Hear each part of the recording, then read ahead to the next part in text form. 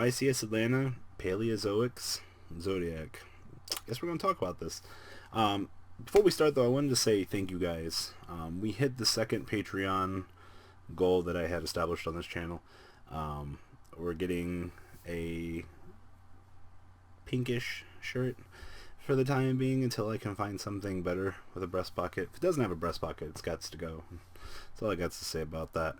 And then a really cool fire ass shirt. So as long as it's not blue for the time being, it's really good. And I'm glad that you guys are really happy with the way that this channel's been going. If you guys want to check out my Patreon, please do so down below. It would be a big help for general improvements and things like that. And a lot of people are like, we need a new mic. Maybe. I mean, it's a fucking snowball. It should be doing its job. But we'll get there. So, Paleozoics and Zoo. Well, this should have been a no-brainer to you guys. I already said that I was going to make a video at some point discussing the impact of chain burn on the metagame. And this lumps in anti-meta variants and even Paleozoic. But for this video, we're going to focus on Paleozoic and probably touch on the other little guys over here in the corner. First off, Zoo is a deck in its current form before Maximum Crisis. It doesn't necessarily OTK. And the deck, someone's going to fucking hit me hard for saying this, but like, you kind of just blow your load. And like, you can kind of recover with like combo and emerald, but like, Paleozoics are just kind of like, will like wear you down, and then like they'll be activating trap cards in the mid to late game, and they'll be like, but what you doing, Zoo? Like, you can't do anything to us. And then Zoo be like, oh man, like, girl, I've already came like 4 times, like I've been saving this up for like a week. And Paleozoic's like, nah dude, you gotta keep going. And Zoo's like, hey girl, like I'm 4 times in, like just give me a breath. And then a totally awesome hits the field, and you be like, what am I gonna do? It's definitely a war of attrition. Not in all scenarios, but when I look at the Paleozoic versus Zoodiac matchup, obviously all the Paleozoic traps are immune to fucking being destroyed by monster effects. They're unaffected. Gotta fucking love it. Fucking Dryden's essentially worthless in that matchup. Much like Chain Burn, you know, they generate massive advantage, you blow them out. And much like Stun is also a very good example of war of attrition when you're looking at that matchup. The later it goes, the more that the one of resources are expired. A Fossil Dine with a Mage Power with 3 back row, what are you gonna do?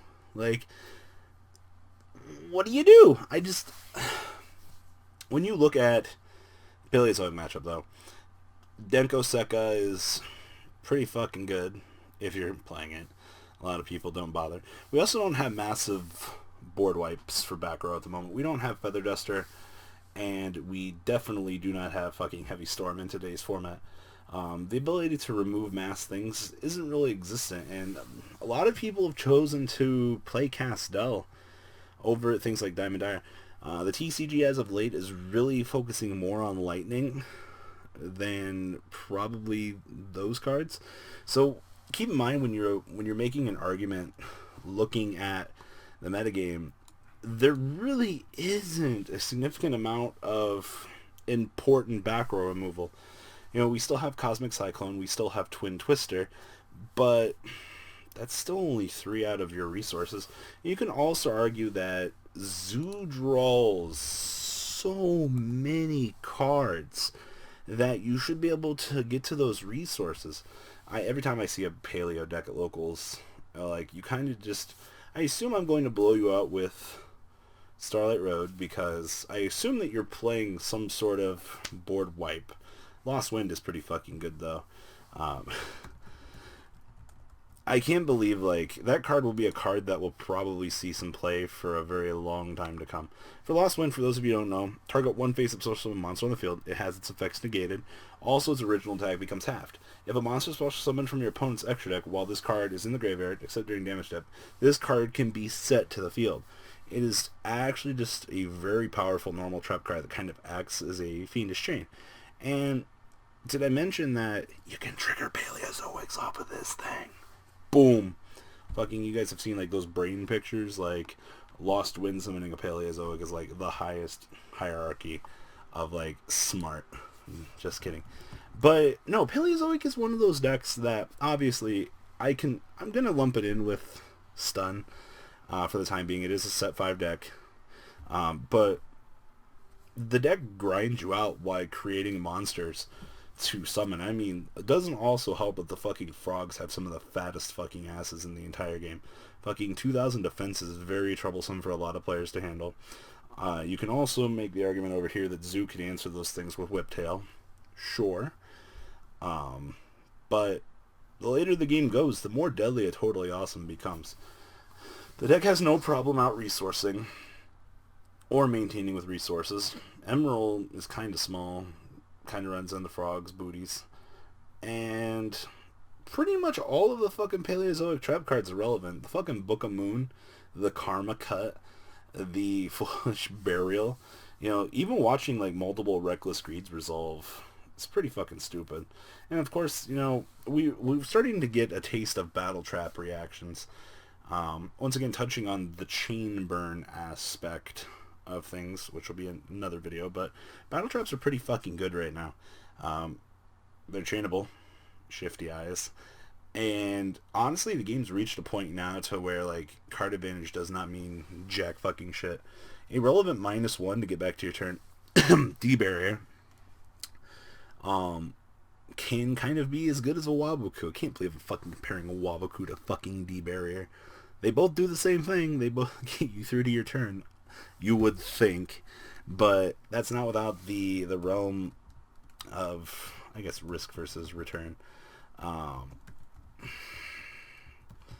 don't know.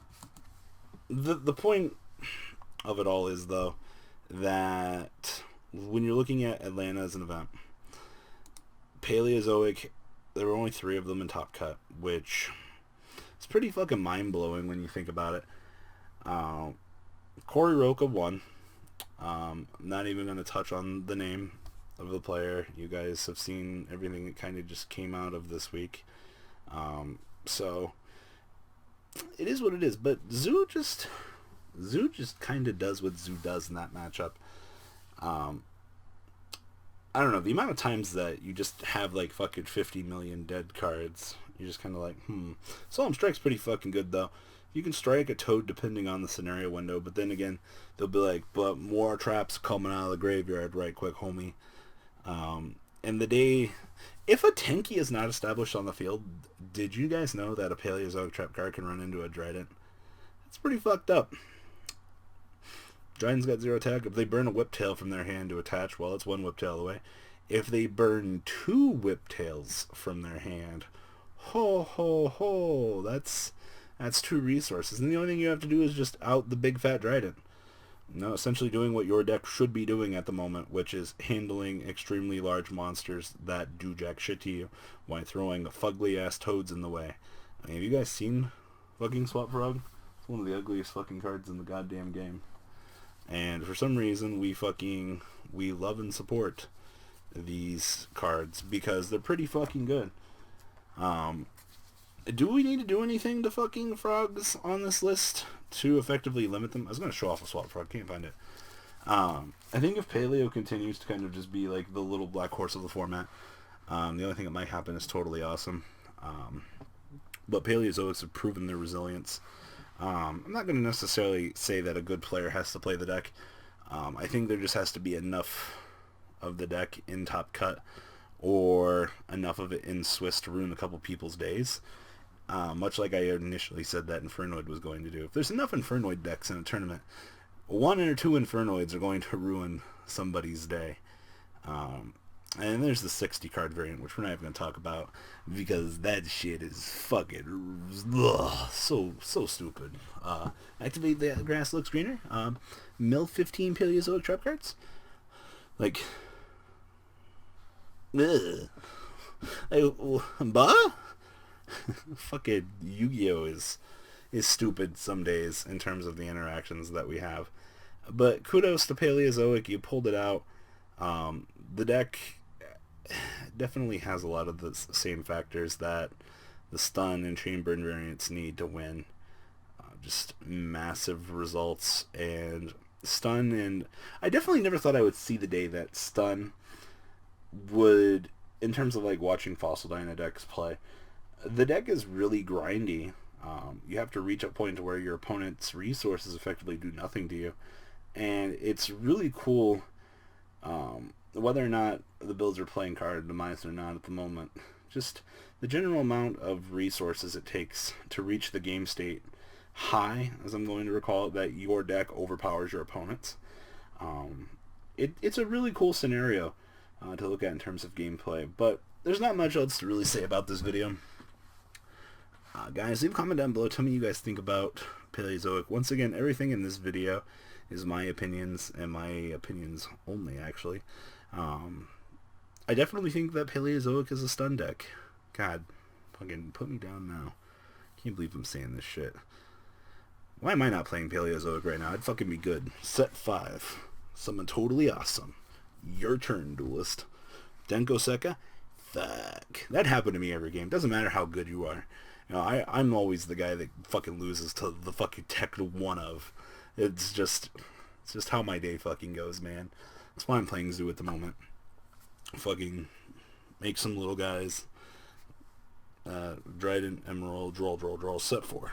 Like, that should be the way that Zoo should be played, in my opinion. I like Zoo because I see it as a stun deck, much like Paleozoic, because you create monsters, you have a draw engine in your deck. Dryden is one of the best boss monsters effectively in the game of Yu-Gi-Oh! Ever. But you also have like 5 other cards to shit on top of it. But it's definitely, it's interesting. It's a different mentality, I'll say, for another day. Alright guys, I'm out. Pieces. That's not all, folks. Please subscribe if you enjoyed this video. Please check out my Cardfight Vanguard channel, VanCole40. You guys will get an insight on our playtesting sessions. And please check out the Zoodiac Duelist TV Twitch stream. That way you guys can follow the House of Champions and MCole40 interactions. Please check out MCole Games for all of your guys' trading card game needs. And if you guys enjoyed this content, please check out my Patreon in the description. Every bit helps to the creation of these videos. One step at a time in improvement, and that's the goal of this channel. Alright guys, have a good time, and thanks for watching.